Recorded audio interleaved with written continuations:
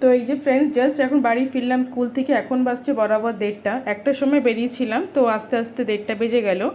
আগেই বলেছিলাম যে স্কুলে এখন চলছে পরীক্ষা, যার কারণে এখন হাফ ডে হচ্ছে।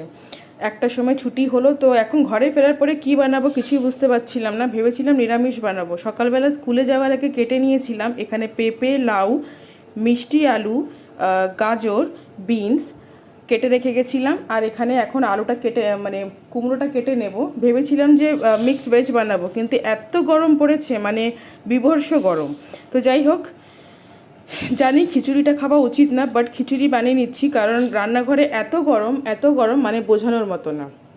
জাস্ট একটু জল ভরতে আসলে পুরোটা ঘেমে যাচ্ছি। তো এখানে আমি খিচুড়ি ফটাফট বসিয়ে নেব, যার কারণে এখানে এই যে একটা ডেচকির মধ্যে আমি জল এখানে বসিয়ে দিয়েছি। আমি চাল ডাল যে দিতে হয় তার মধ্যে চাল থেকে বেশি ডালের পরিমাণটা একটু বেশি দিই। যদি 1 কৌটো আমি চাল দিই, তাহলে ডালটা আমি 1.5 কৌটো মতো দিই। এর মধ্যে চানার ডাল আছে, মুগ ডাল আর মুসুরির ডালটা খুবই কম দিয়েছি, চানার ডাল আর মুগ ডালটা বেশি দিয়েছি। আর এখন পুঁইশাকটা ভালো করে ধুয়ে কেটে নেব। Khichdi is one of the healthiest dish.